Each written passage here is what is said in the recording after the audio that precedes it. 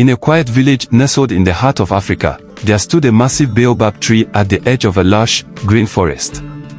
It was said to be ancient, older than any human memory, its trunk gnarled and wide, its branches stretching high into the sky like the arms of an old giant.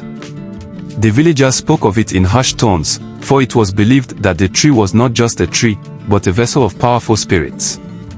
Legend had it that the spirit of the baobab tree, known as Amanla, watched over the village, protecting it from harm. It was said that on the night of the full moon, Amanla would come alive, whispering through the winds and guiding those who sought wisdom. The villagers believed that the spirit granted wishes to those pure of heart, but only if they proved their worth through trials of courage, humility, and respect. One day, a young girl named Zola, curious and full of wonder, overheard an elder telling a story about the spirit of the baobab tree. Intrigued, she asked her grandmother, who was the village's keeper of stories, for more details. Grandmother, Zola said, is it true that Amanla grants wishes? Her grandmother smiled warmly, the lines on her face deepening with age. It is true, child, she said, but Amanla does not grant wishes lightly. To receive the spirit's blessing, one must first show true respect for the earth and its creatures. The tree is a guardian of nature, and so, it asks for those who seek its aid to prove they are worthy protectors as well. Zola's eyes gleamed with determination.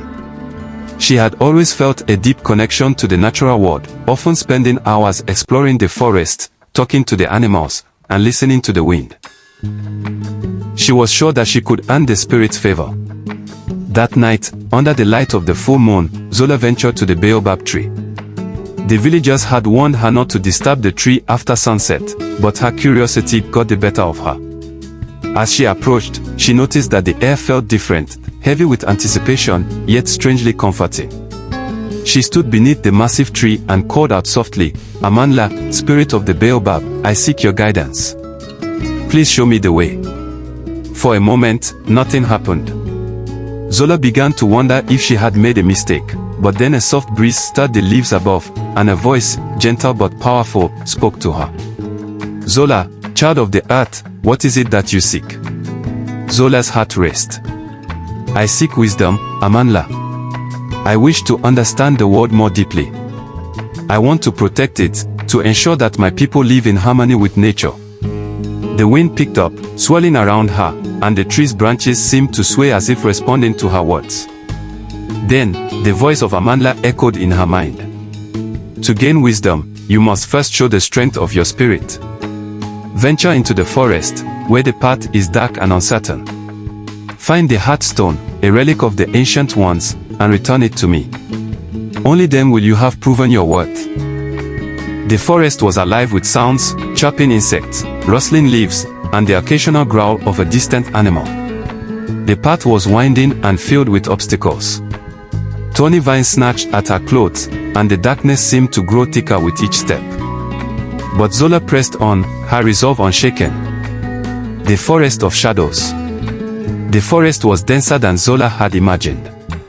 The thick canopy above blocked out much of the sunlight, and the air felt damp with the scent of moss and earth. As she ventured deeper into the heart of the woods, she began to hear the sounds of creatures she had never encountered, rustling in the underbrush, distant calls of birds, and the occasional growl that sent a shiver down her spine. Zola's heart raced, but she pushed forward, her determination stronger than her fear. She knew that if she were to succeed in her quest, she had to confront the darkness within herself, the doubts, the fear, the uncertainties. The forest was not just a physical place, it was a reflection of her inner journey. After hours of walking, Zola came upon a clearing. The moonlight poured down in beams, illuminating a stone pedestal. Atop the pedestal sat the heartstone, glowing with an ethereal light. Its smooth surface shimmered, reflecting the stars above. It was beautiful, but Zola felt a presence in the air, an unseen force watching her every move. Suddenly, a low growl echoed through the trees. From the shadows emerged a large lion, its mane glowing like fire in the moonlight. Its eyes gleamed with an otherworldly light, and it moved toward Zola with slow, deliberate steps. Zola stood her ground, feeling the weight of the moment. Who dares to take the heartstone? The lion asked, its voice deep and resonant, as though it came from the earth itself. Yeah!